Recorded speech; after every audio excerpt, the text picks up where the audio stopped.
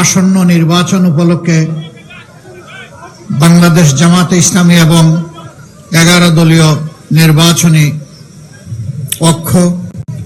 ঐক্যবদ্ধ বাংলাদেশ আয়োজিত আজকের এই নির্বাচনী জনসভার সম্মানিত সভাপতি, সভা মঞ্চে বসা সকল দলের সম্মানিত নেতৃবৃন্দ, শহীদ পরিবারের সদস্যবৃন্দ, জুলাই যোদ্ধাবৃন্দ এবং আমার প্রাণপ্রিয় কুষ্টিয়ার ভাই ও বোনেরা, আল্লাহ তাবারক ওয়া তাআলার শুকরিয়া আদায় করছি। আজকে সকালের ঢাকা থেকে রওনা করে এই কুষ্টিয়ার জনসভা দিয়েই আজকের কর্মসূচি আমাদের শুরু হচ্ছে। আলহামদুলিল্লাহ, আল্লাহ তাআলার দরবারে দোয়া করি, আমরা জাতিকে নিয়ে যে স্বপ্ন দেখি, আমাদের যে ভীষণ আছে, এই মুসলিম জাতিকে একটুখানি মুক্তির স্বাদ দেওয়ার জন্য আমাদের যে লড়াই, এ বিষয়ে কিছু কথা আল্লাহ যেন আজকে আমাকে স্পষ্ট করে বলার তৌফিক দান করেন। প্রিয় কুষ্টিয়াবাসী, আমি আমার বক্তব্যের সূচনায় গভীর শ্রদ্ধার সাথে স্মরণ করছি যিনি বাংলাদেশ জামাতে ইসলামীর কুষ্টিয়া জেলাকে প্রত্যেকটি জনপদে দৌড়ে দৌড়ে নিজ হাতে সংগঠিত করেছিলেন। বিপদে আপদে আপনাদের পাশে ছিলেন, সুখেও ছিলেন, দুঃখেও ছিলেন। কুষ্টিয়া জেলার সদ্য দুনিয়া থেকে বিদায় নেওয়া আমার প্রাণপ্রিয় ভাই অধ্যাপক আবুল হাশেমকে আমি গভীর শ্রদ্ধার সাথে স্মরণ করছি। দোয়া করি আল্লাহ রাব্বুল আলামিন তাকে জান্নাতের পাখি হিসাবে কবুল করুন এবং তার কবরের সাথে রাব্বুল ইজ্জত তার মায়ার জান্নাতের একটা জানালা খুলে দিন। যতদিন তিনি আলমে বরজকে থাকবেন, আল্লাহ তাআলার একান্ত ভালোবাসার মায়ার মেহমান হিসাবেই যেন থাকেন। আমি আরো শ্রদ্ধার সাথে স্মরণ করছি অধ্যাপক ডক্টর কি জাহাঙ্গীর, উনি জানি, হ্যাঁ, আব্দুল্লাহ জাহাঙ্গীর সাহেব, বিশিষ্ট আলেমে দেন। বাংলাদেশের তার মতো এরকম বিজ্ঞ আলেমের সংখ্যা খুবই কম, একেবারে হাতে গোনা 2-4 জন। তিনি জ্ঞানের আলো, দিনের আলো ছড়িয়ে দেওয়াকেই তার জীবনের মিশন হিসাবে নিয়েছিলেন। আমরা জানি না তিনি কিভাবে দুর্ঘটনা কবলিত হলেন। এটা কি আসলেই দুর্ঘটনা নাকি কোনো ঘটনা, আল্লাহ তাআলা ভালো জানেন। আমরা তারও আত্মার মাগফিরাত কামনা করছি। তার রেখে যাওয়া শিক্ষা দ্বারা যুগ যুগ ধরে ইনশাআল্লাহ তাআলা আজিম এদেশের মানুষ, উপমহাদেশের মানুষ উপকৃত হবে।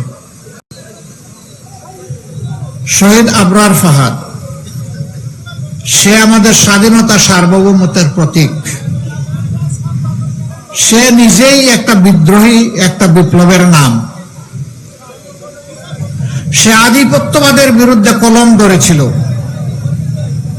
এটাই তার অপরাধ। এই জন্য তাকে দুনিয়া থেকে অত্যন্ত নির্মম ভাবে বিদায় করা হয়েছে বাংলাদেশের সবচাইতে বড় শিক্ষা প্রতিষ্ঠান, যেখানে মেধাবীদের মিলন মেলা। এরা যে আচরণ করেছে, এটা কোনো মানুষ করে না, এটা সাধারণ পশুও করে না। তাদের ব্যাপারে আল্লাহ পাক কালামে হাকিমে বলেছেন কালা নাম, এরা হচ্ছে 4 পায়া জন্তুর মতো। এরপরে বলেছেন বালহুম আদল্লু, এরা ওই জন্তুগুলা, অবুঝ জন্তুগুলার চাইতে আরো খারাপ, আরো নিকৃষ্ট। আল্লাহ তাআলা ওই প্রাণীগুলাকে বিবেক দেন নাই, মানুষকে বিবেক দিয়েছে। তাকে কিভাবে পিটিয়ে পিটিয়ে নির্যাতন করে, ক্লান্ত অবসন্ন হয়ে পড়েছে, পানি চেয়েছে, কি দেওয়া হয়েছে আপনারা জানেন। আমরা দোয়া করি আবরার ফাহাদ বিদায় নিয়েছে, বাংলাদেশের প্রত্যেকটি যুবক যুবতী যেন এক একজন আবরার ফাহাদ হয়ে যায়। আধিপত্যবাদীরা তাদের অপকর্মের বিরুদ্ধে বাংলাদেশে কেউ আওয়াজ তুলুক এটা পছন্দ করে না। তবে 24-এর দ্রোহ প্রমাণ করে দিয়েছে বাংলাদেশের দামাল ছেলেরা আল্লাহ ছাড়া কাউকে পরোয়া করে না। এটি একটি স্বাধীন দেশের জন্য বিশাল শক্তির ব্যাপার, যাদের নেতৃত্বেই জাতি 24-এর লড়াইয়ে অংশগ্রহণ করে মুক্তি পেয়েছে। আমি 24-এর সকল যোদ্ধা, সকল শহীদের প্রতি গভীর শ্রদ্ধা নিবেদন করছি। তাদেরই একজন যে আল্লাহ ছাড়া কাউকে কোনো বিষয় পরোয়া করত না, তাকে অত্যন্ত নির্মম ভাবে ডিসেম্বরের 12 তারিখ স্পষ্ট দিবালোকে জুমার পর সে তার কার্যালয়ে যাচ্ছিল অথবা এলাকায় যাচ্ছে, সঙ্গে তার আপন ভাই ঠান্ডা মাথায় গুলি করে তাকে দুনিয়া থেকে বিদায় করে দেওয়া হয়েছে। হ্যাঁ, এক ফাহাদকে বিদায় করেছে, এক আবরারকে বিদায় করেছে, এক আবু সাইদকে বিদায় করেছে, কিন্তু মনে রাখবা এক একটা বিপ্লবী হাজার নয়, লক্ষ নয়, কোটি বিপ্লবীর দুনিয়ায় জন্ম দিয়ে তারা বিদায় নিয়েছে। আজ আমি এখানে দাঁড়িয়েছি আমার ওই মায়ের পক্ষে কথা বলতে, যে মা তার সন্তান হারিয়েছেন, অত্যন্ত নির্মম ভাবে সন্তানকে খুন করা হয়েছে। এই মায়েদের দুয়ারে আমি হাজির হওয়ার চেষ্টা করেছি, সব জায়গায় যেতে পারি নাই, বেশিরভাগ জায়গায় যাওয়ার চেষ্টা করেছি। আমি মায়েদের মুখে চোখের পানি দেখি নাই, আমি তাদের মুখে, তাদের চোখের কোনায় আমি রক্ত দেখেছি, তার সন্তানের রক্ত। এটি চোখের পানি ছিল না, এটা ছিল সন্তানের রক্ত। ওই সমস্ত বোনদের চোখের কোণে আমি পানি দেখেছি যারা অল্প বয়সে স্বামীকে হারিয়েছে, জালিম তাদের বুক থেকে কেড়ে নিয়েছে। অবশ্য শিশুদের যখন কুলে নিয়েছি, আমরাও শিশুদের সাথে একসাথে কান্নায় ভেঙে পড়েছি। ওদেরকে কি দিয়ে সান্ত্বনা দেব? সান্ত্বনা দেওয়ার কোনো ভাষা আমরা খুঁজে পাইনি। সারা বাংলার সকল জনপদের একই মানচিত্র। অসংখ্য মায়ের বুক থেকে, বোনের বুক থেকে, সন্তানের বুক থেকে তাদের আপনজনকে তুলে নিয়ে বছরের পর বছর আয়না করে রাখা হয়েছে, গুম করে রাখা হয়েছে। বেশিরভাগকে আলহামদুলিল্লাহ আমরা ফেরত পেয়েছি, হয় জীবিত অথবা লাশ হিসাবে। কিন্তু কিছু আল্লাহর বান্দা এখনো রয়ে গেছেন। এই কুষ্টিয়া ইসলামী বিশ্ববিদ্যালয়েরও 2 জনকে আমরা এখন পর্যন্ত পাইনি। এরকম আরো 8 জন যাদেরকে এখনো আমরা খুঁজে পাইনি। আমরা যখন তাদের প্রিয়জন আপনজনের সাথে মিলিত হই, তখন তারা বলেন, ও কি বেঁচে আছে? যদি বেঁচে থাকে তাহলে কোথায়?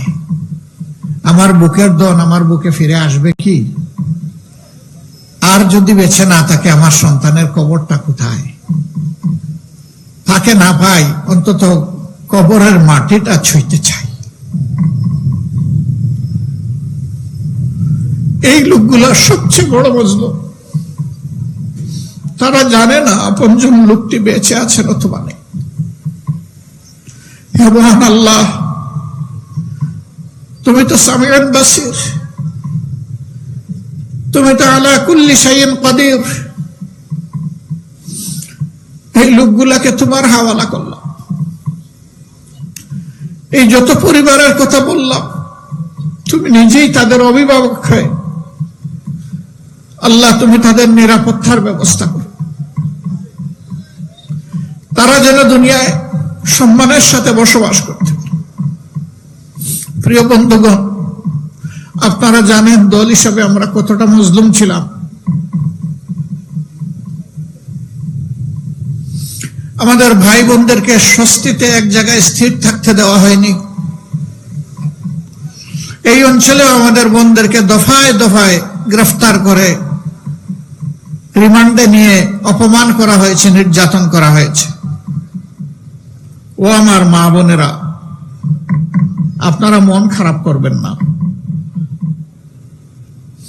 নবী করিম সাল্লাল্লাহু আলাইহি ওয়াসাল্লাম ইসলামের সুমহান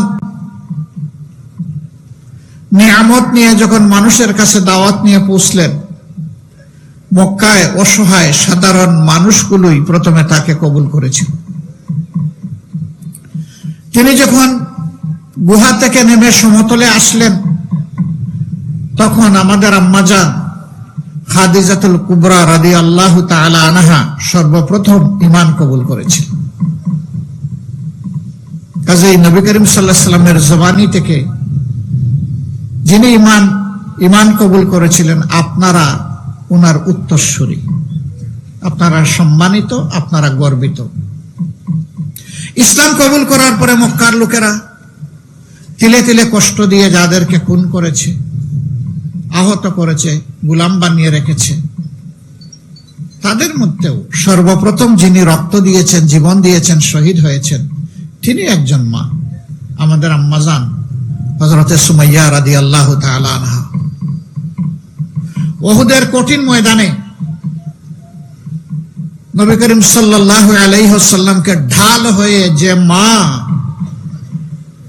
নিরাপত্তা দিয়েছিলেন, যার গায়ে যুদ্ধের পরে 8টি ঝুলন্ত তীর ছিল, 70টি ভারী জখম ছিল, পুরুষরা সেখানে নবী করিম সাল্লাল্লাহু আলাইহি ওয়াসাল্লামের পাশে ছিলেন না। এই কঠিন সময়টায় আমাদের আম্মাজান হযরতে মুসাইবা রাদিয়াল্লাহু তাআলা আনহা রাসূল করিম সাল্লাল্লাহু আলাইহি ওয়াসাল্লামের জীবনের সবচেয়ে কঠিন সময়ের সঙ্গী হয়েছিলেন। আপনারা গর্বিত, আপনারা তাদের উত্তরসূরি। আল্লাহর জন্য যেমন তারা সকল দুঃখ কষ্টকে হাসি মুখে কবুল করেছেন, আমি বিশ্বাস করি আল্লাহর জন্য, মানবতার জন্য আপনাদের সাথেও যে আচরণ করা হয়েছে, এখনো হয়তো বা কেউ কেউ করে, আমি মনে করি যে আপনারা ওই উত্তরসূরির ঐতিহ্য ধরে রেখে আল্লাহর ফয়সালার উপরে সন্তুষ্ট থাকবেন ইনশাআল্লাহ।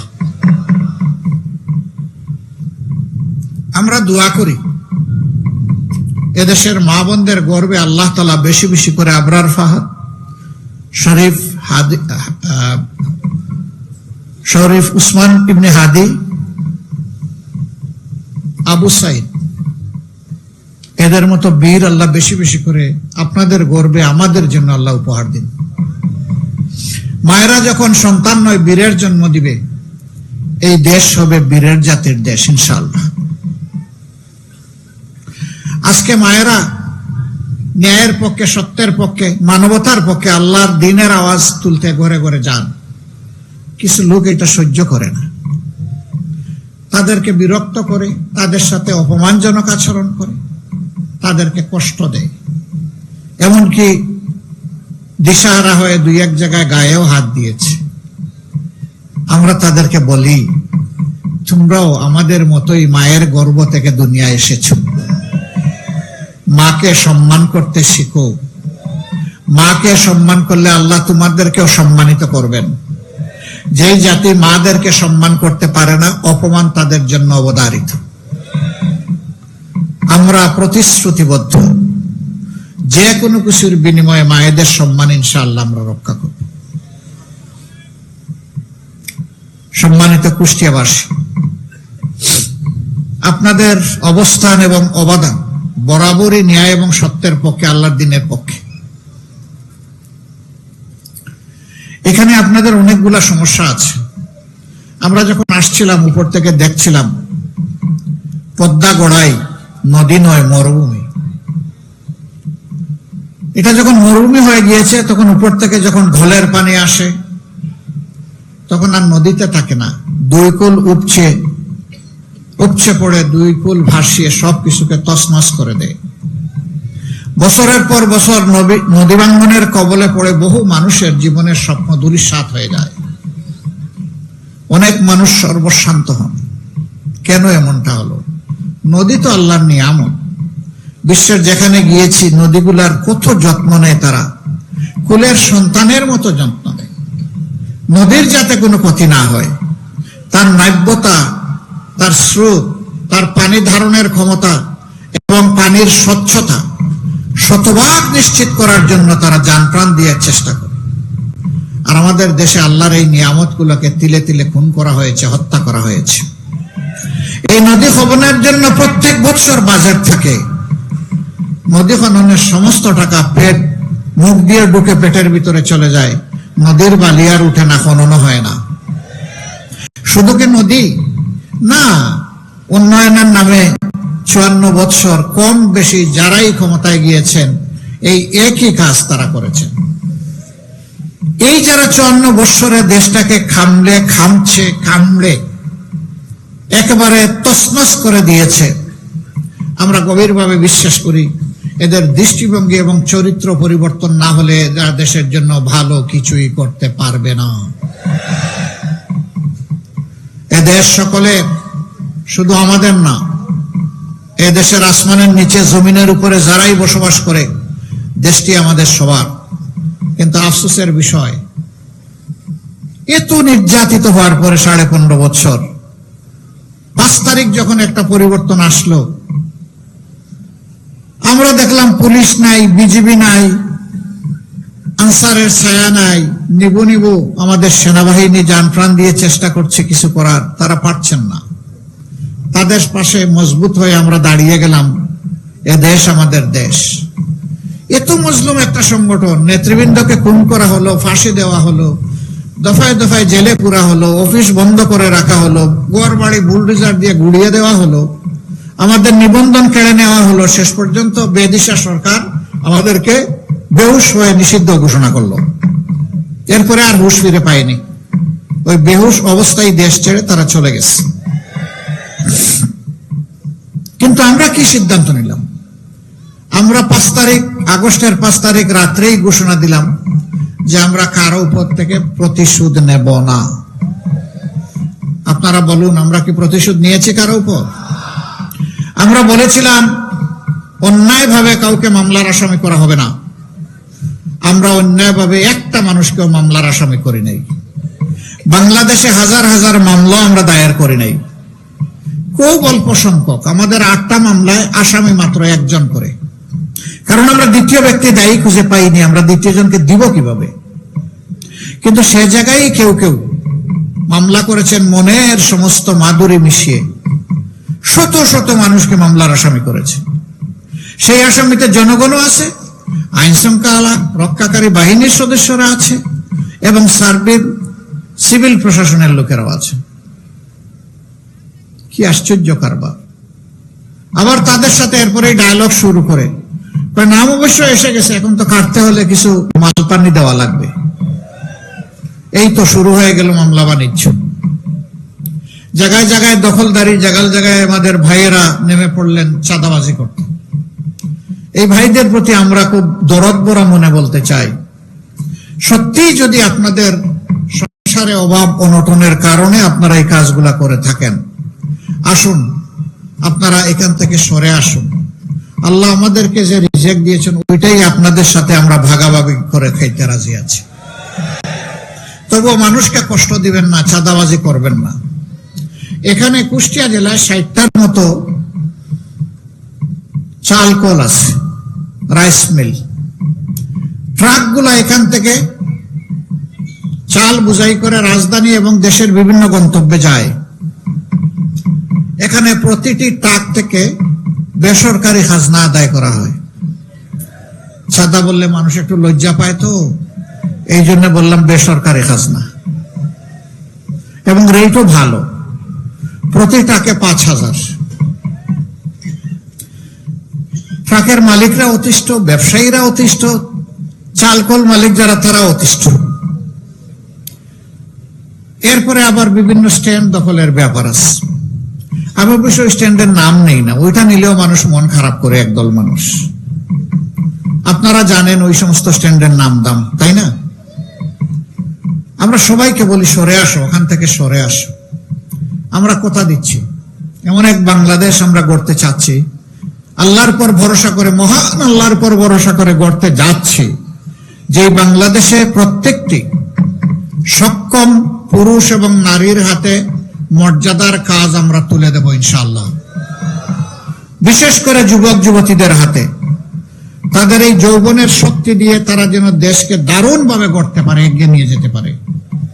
এবং তোমাদের হাতেও আমরা কাজ তুলে দেব, যারা এই সমস্ত কর্মকাণ্ডে লিপ্ত আছো। সেদিন সম্মানের সাথে তোমরা বসবাস করবা। এখন তো তোমরা অপমানজনক ভাবে এই সমাজে বসবাস করো। মানুষ তোমাদেরকে ঘৃণা করে, মানুষ তোমাদেরকে অভিশাপ দেয়। সেই ঘৃণা এবং অভিশাপ থেকে ভাইয়েরা তোমরা সেদিন মুক্তি পেয়ে যাবা। আমরা সারা জাতির সমস্ত মানুষগুলোর মুক্তির চিন্তা করি। আমরা নিজেরা খাওয়ার জন্য রাজনীতি করি না, এবং দলীয় কর্মীদের পেট ভরানোর জন্য আমরা রাজনীতি করি না।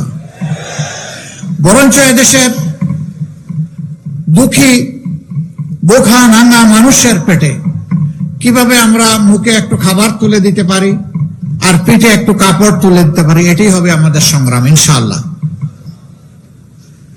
এখানে নদীকে যেভাবে খুন করা হয়েছে আপনারা জানেন। আমরা এই 2 দিন আগে উত্তরবঙ্গ সফর করে এসেছি, একইভাবে ওখানেও খুন করা হয়েছে।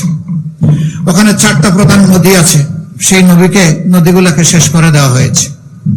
আমরা বলেছি ওখানে আমাদের জীবন বাঁচানোর সংগ্রাম হবে শুরু নদী বাঁচানোর মধ্য দিয়ে। আমরা এখানেও কথা দিচ্ছি, আমরা ইনশাআল্লাহ নদী বাঁচানোর মধ্য দিয়ে এই অঞ্চলের সংগ্রাম আমরা শুরু করবো ইনশাআল্লাহ। নদী বাঁচলে মাটি বাঁচবে, মাটি বাঁচলে আমার মাও বাঁচবে। এই জন্য আগে নদী। এই নদীতে অনেক বরকত আল্লাহ রেখেছেন। নদীতে জলজ প্রাণী রেখেছেন, যেটা আমাদের রিজিকের। নদীতে যে পানি আল্লাহ দিয়েছেন, যেটা আমাদের মাটিকে বাঁচিয়ে রাখে।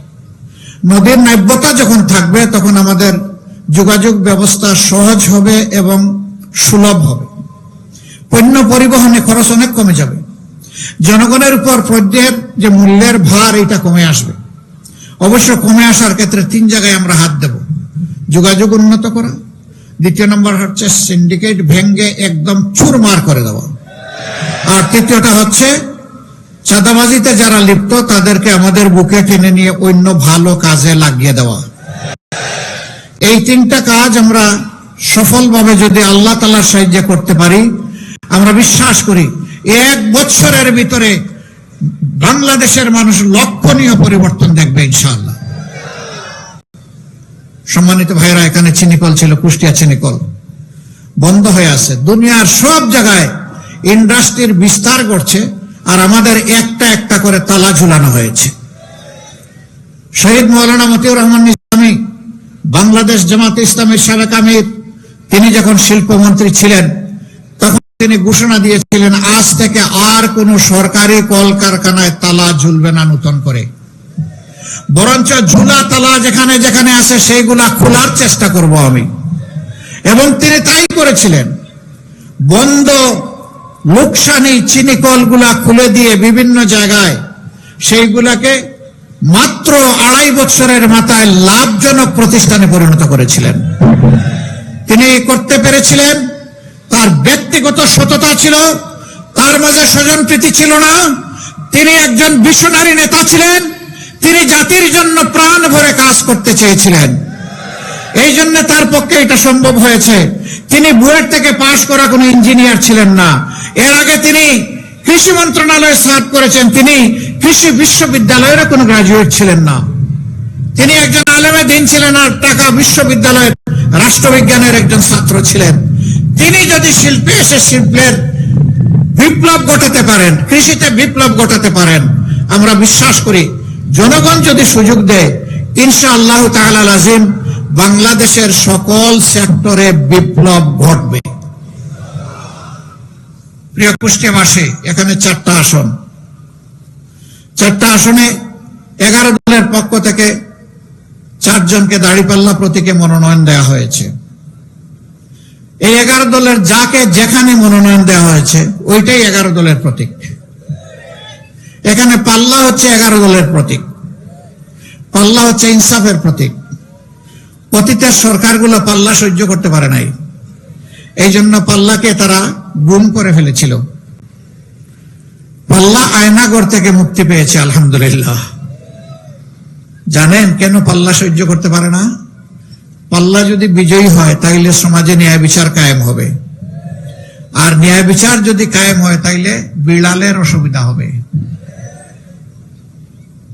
একজন সাধারণ মানুষ খাওয়ার সময় গরম ভাত চায়, কিন্তু গরম ভাতে বিলাই ভেজা, ওর যে মুখ পুড়ে। এই জন্য ওই বিড়াল খাসলতের যারা যারা সমাজে ন্যায় বিচার দেখতে চায় না, বরঞ্চ বিচারাঙ্গনকে নিজের পকেটে নিয়ে চলতে চায়, তারা পাল্লাকে গায়েব করে দিয়েছিল।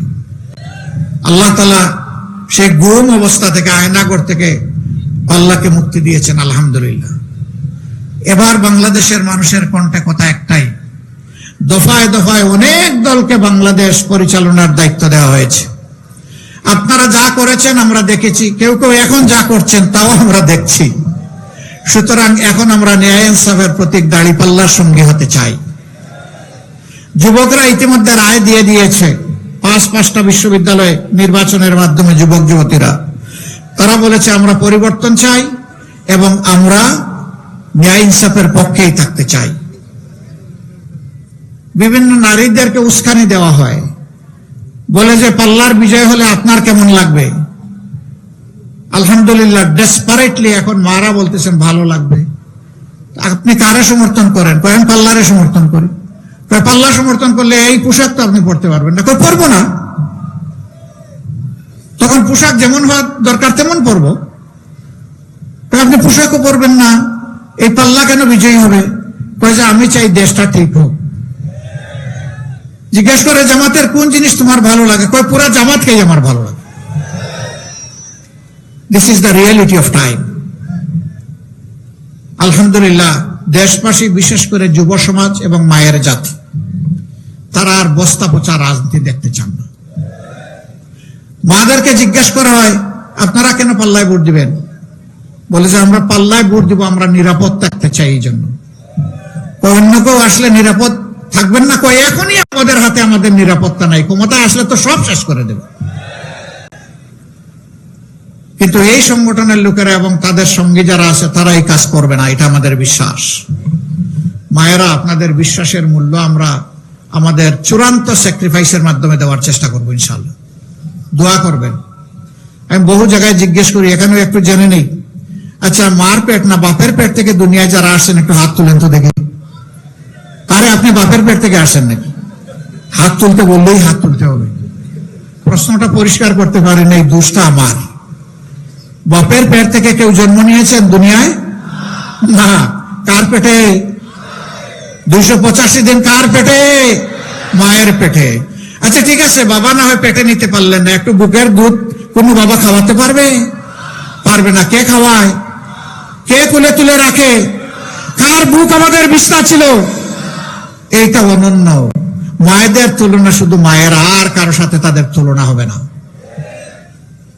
এই মায়ের জাতিকে যারা সম্মান দিতে জানে না, এরা কপাল পোড়া। যারা সম্মান দিতে জানবে তারাই ভাগ্যবান, তারাই বীর পুরুষ। আমরা মাদেরকে ইনশাআল্লাহ ঘরে, যাতায়াতে, কর্মস্থলে, 3 জায়গায় আমরা পরম সম্মানের সাথে 2টি জিনিস আমরা নিশ্চিত করব ইনশাআল্লাহ।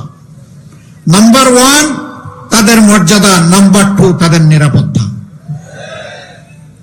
শহরগুলোতে, বড় শহরগুলোতে তাদের জন্য আলাদা বাস সার্ভিস চালু করা হবে। মারা ঘর থেকে বের হলে সফরে কোন জায়গায় তাদের জন্য এখন নামাজের এবং ওয়াশরুমের কোনো ব্যবস্থা থাকে না। আমরা কথা দিচ্ছি এই সবগুলা করা হবে ইনশাআল্লাহ। যে মায়েরা কাজ করবেন, সন্তান যদি তাদের দুগ্ধপুষ্য হয়, তাহলে অবশ্যই কর্মস্থলে তাদের জন্য ব্রেস্ট ফিডিং কর্নার রাখা বাধ্যতামূলক করা হবে। এবং যে সমস্ত ইন্ডাস্ট্রি, ফ্যাক্টরি, কাজের এভিনিউতে পর্যাপ্ত নারী ম্যান পাওয়ার আছেন, সেখানে বেবি কেয়ারও চালু করতে হবে। তারা যাতে কমফোর্ট নিয়ে, স্বস্তির সাথে তারা তাদের পেশাগত দায়িত্ব পালন করতে পারেন। অনেকে আমাদের বিরুদ্ধে কথা ছড়ায়, জামাতে ইসলামী ক্ষমতায় গেলে সব মহিলাদেরকে ঘরের ভিতরে আটকে রাখবে। ভাই, অত টাকা নাই, অত তালা কিনার আমাদের। নবী করিম সাল্লাল্লাহু আলাইহি ওয়াসাল্লাম যুদ্ধের ময়দানে আমাদের মাদেরকে সঙ্গে করে নিয়ে গেছেন যোদ্ধা হিসাবে। সকল কর্মকাণ্ডে তারা অংশগ্রহণ করেছেন। আমরা নিশ্চিত করছি গড় থেকে শুরু করে যুদ্ধের ময়দান পর্যন্ত যারা পছন্দ করবেন, যারা যেতে চাবেন, তাদের জন্য দুয়ার খুলে দেওয়া হবে ইনশাআল্লাহ। এবং সেখানে তাদের পূর্ণ নিরাপত্তা এবং সম্মান মর্যাদা নিশ্চিত করা হবে। ধোঁকাবাজদের জ্বালাতন থেকে তারা মুক্তি পাবেন ইনশাআল্লাহ। যুব সমাজ, ভাই বোনেরা, আমরা কোনো বেকার ভাতা তোমাদেরকে দিব না, দিতে পারবো না। বেকার ভাতা দিয়ে বেকারের মহাসমুদ্র তৈরি করতে চাই না, বরঞ্চ প্রত্যেকটা যুবক যুবতীর হাতে সম্মানের মর্যাদার উপযুক্ত কাজ তুলে দিতে চাই, যাতে গর্বের সাথে তারা বলতে পারে আমি একজন গর্বিত বাংলাদেশী, আমি আমার যোগ্যতা দিয়ে আমার দেশকে আমি সেবা করি। এই কথা যেন তারা বলতে চায়, বলতে পারে। ইনশাআল্লাহ সেই পরিস্থিতি সৃষ্টি করা হবে। আমাদের শিক্ষা হবে কর্মমুখী এবং আমাদের শিক্ষা হবে মানবিক শিক্ষা। মানুষকে যাতে সবাই ধারণ করে এবং সম্মান করে, সেই শিক্ষা আমরা দেব। কঠিন রোদে কষ্ট হচ্ছে, আমি আর কথা বাড়াচ্ছি না। এবার যে চারজন ব্যক্তিকে আগামী স্বপ্নের বাংলাদেশ গড়ার জন্য আমরা এখানে মহান আল্লাহর উপর ভরসা করে প্রতিনিধি হিসাবে দিয়েছি, সংসদ সদস্য প্রার্থী হিসাবে দিয়েছি, আমি এখন এক এক করে তাদের হাতে পাল্লা তুলে দেব, ইনসাফের প্রতীক দাড়ি পাল্লা ইনশাআল্লাহ। আপনারা এগিয়ে আসুন ভাইয়েরা। প্রথমে 1 নম্বর আসনের যিনি, তিনি আসেন। সর্বপ্রথম আমারে দিবে? এইটা স্বার্থপরতা হলো না? আমি দিতে আসলাম, এখন পাল্টা নিয়ে গেলাম। আচ্ছা ঠিক আছে। কুষ্টিয়া জেলার পক্ষ থেকে আমাকে সম্মানিত করা হয়েছে ইনসাফের প্রতীক দাড়ি পাল্লা দিয়ে। দোয়া করবেন আমার পুরাটা জীবন ভরে আমি যেন ইনসাফের উপর নিজে থাকতে পারি এবং আমি যেন দেশের খেদমতটাও সেইভাবে ইনসাফের উপর দাঁড়িয়ে করতে পারি। জি, শুকরিয়া আপনাদের। এরপরে 1 নম্বর আসন আসেন। 1 নম্বর আসনের প্রার্থী যিনি, তিনি আসেন। আলহামদুলিল্লাহ। আমরা 1 নম্বর আসন, এটা কোন এলাকা নিয়ে জানি? দৌলতপুর।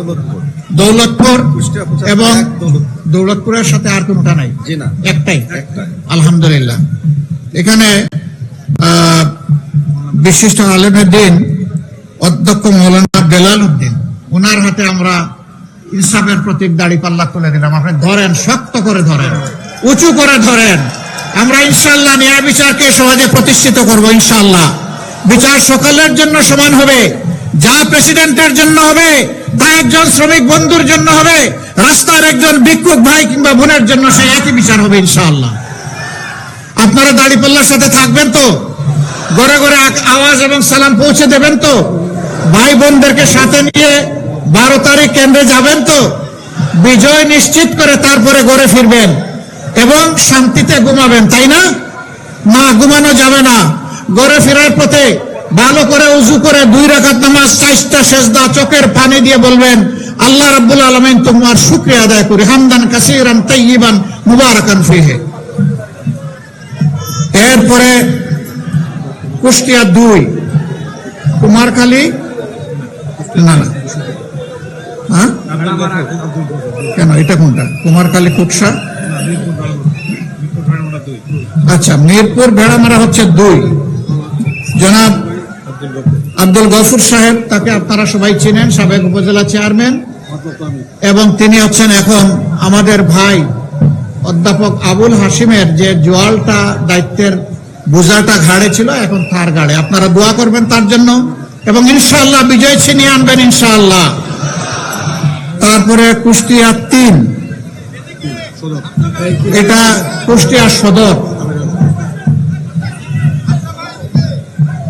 যাকে নিয়ে মাঝে মাঝে সারা জাতি খুব হইচই করে। ধরো সারছো কেন? যাকে নিয়ে খুব হইচই করে, তাই না? আলহামদুলিল্লাহ, তার জন্য দোয়া করবেন, সেজন্য ধৈর্যের সাথে সবকিছু মোকাবেলা করে এক আল্লাহর উপর মুতাওয়াক্কিল হয়ে নির্বাচনী এই লড়াই অব্যাহত রাখতে পারে। মহান প্রভুর দরবারে দোয়া করি আপনাদের এই প্রিয় মানুষ, বিশিষ্ট মুফাসসিরে কোরআন মুফতি আমির হামজাকে আল্লাহ যেন সম্মানিত করেন, বিজয়ী করে জাতীয় সংসদে গিয়ে দিনের পক্ষে উচ্চ কণ্ঠে আল্লাহ যেন কথা বলার তৌফিক দান করেন। তারও বিজয় ছিনিয়ে ইনশাআল্লাহ 12 তারিখ আপনারা ঘরে ফিরবেন। তারপরে কুষ্টিয়া 4 কুমারখালী খুকসা, এখানে জনাব আফজাল হোসেন, আলহামদুলিল্লাহ উনি নির্বাচিত উপজেলা ভাইস চেয়ারম্যান থাকাকালীন অবস্থায় নিবেদিত প্রাণ সমাজসেবক হিসেবে কাজ করেছেন, যার সাক্ষী সেই এলাকার মানুষ। আমরা আশা করি ইনশাআল্লাহ ওই এলাকার মানুষ এবার আল্লাহর মেহেরবানিতে ন্যায়ের পক্ষ নিয়ে বিপুল ভোটে দাঁড়িপাল্লাকে বিজয়ী করবে ইনশাআল্লাহ। তারপরে কুষ্টিয়া 5 আর নাই 4টা, 5 নম্বরটা ঢাকা ইনশাআল্লাহ। আল্লাহ হাফেজ, বাংলাদেশ জিন্দাবাদ। 11 দলীয় নির্বাচনী